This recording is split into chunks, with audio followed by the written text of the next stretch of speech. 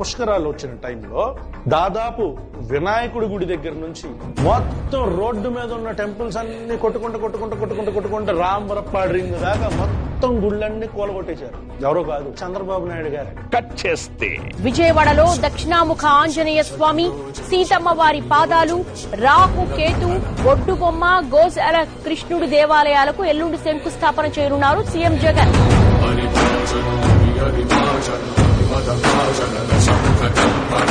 అలాగే 70 కోట్ల రూపాయలతో దుర్గగుడి అభివృద్ధి కార్యక్రమాలకు శంకుస్థాపన చేయనున్నారు.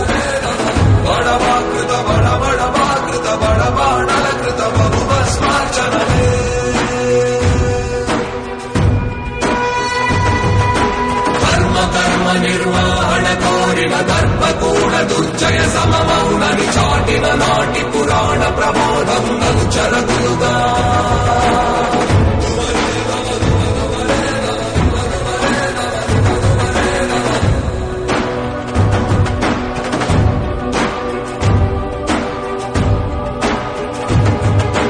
వేదిని పైన వాదన చాటక కదిలిన కాలకరాళ ప్రభాతం తుది కలిసెనిలా నృత మరణముగా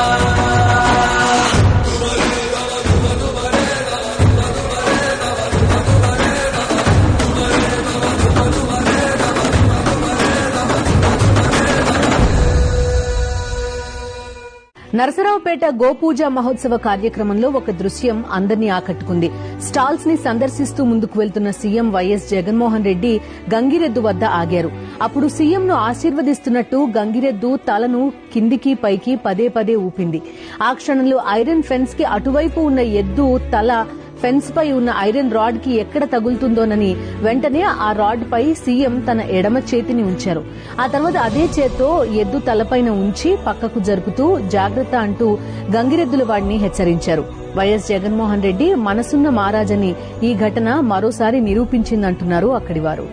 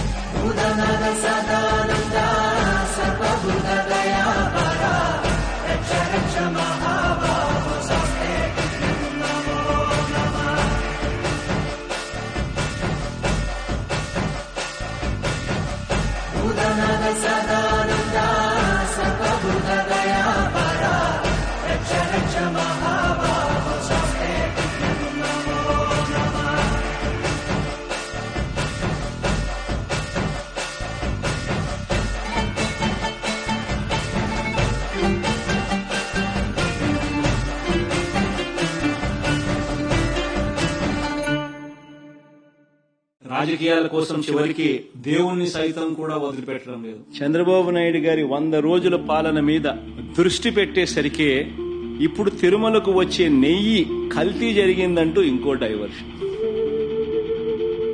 We're bringing you the facts. First of all, was animal fat used to make laddus in Tirupati? The answer is no, and we are not the ones saying it. The temple authorities themselves are.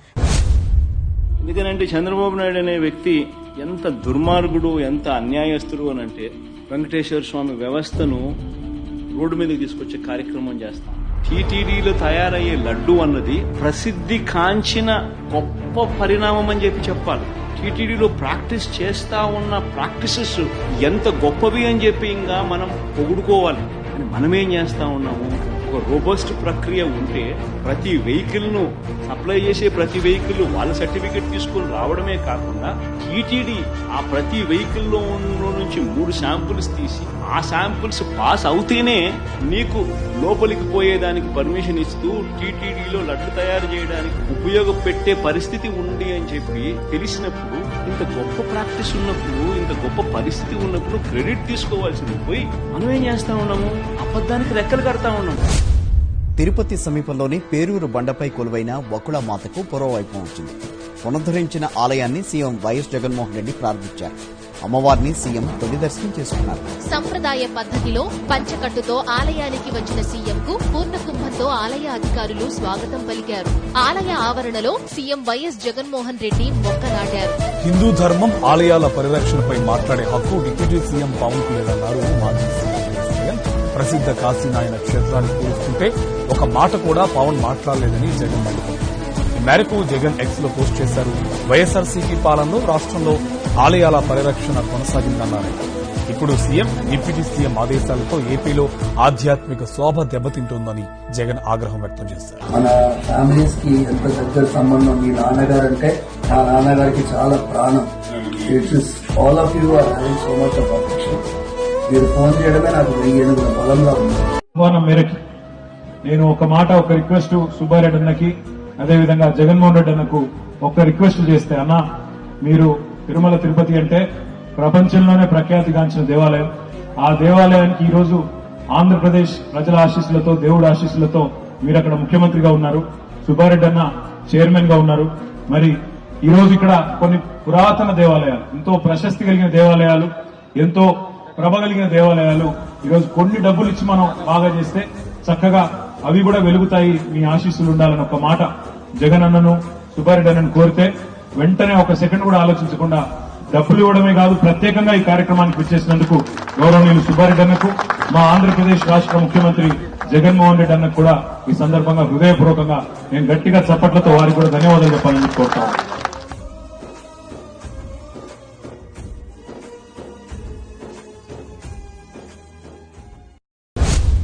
అమరావతిలో ఆలయాన్ని కట్టినా అది వైఎస్ఆర్సీపీనే, వైజాగ్ లో ఆలయాన్ని కట్టినా అది వైఎస్ఆర్సీపీనే, భువనేశ్వర్ లో ఆలయం కట్టినా అది వైఎస్ఆర్సీపీనే, హైదరాబాద్ లో జూబ్లీ హిల్స్ లో ఆలయాన్ని కట్టినా అది వైఎస్ఆర్సీపీనే, చెన్నైలో కూడా ఆలయాలు కట్టినా అది వైఎస్ఆర్సీపీనే.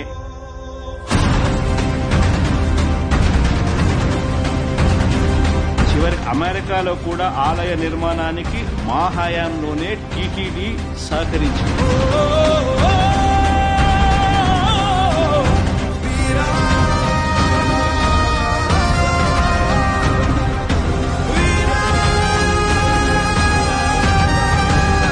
రామాయణం చూసినా, మహాభారతం చూసినా, ఏది చూసినా ఇట్టగే కనిపిస్తాయి. రాముడు అన్ని కష్టాలు పడతాడు. రాముడు మాట మీద నిలబడ్డాడు కాబట్టి, నిజం చెప్పాడు కాబట్టి, రాముడు ప్రిన్సిపల్డ్ గా బతికాడు కాబట్టి, వాల్యూస్ ఉన్నాయి కాబట్టి కష్టాలు అనుభవించినాడు, మారణ్యవాసం చేసినాడు, రకరకాలుగా ఇబ్బందులు పడినాడు. బట్ లాస్ట్ కేమో దేవుడు మంచినే గెలిపించినాడు.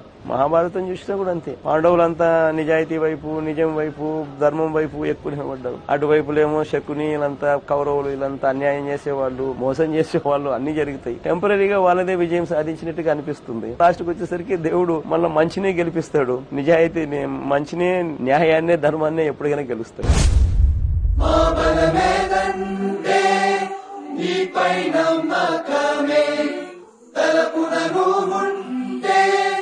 సకలం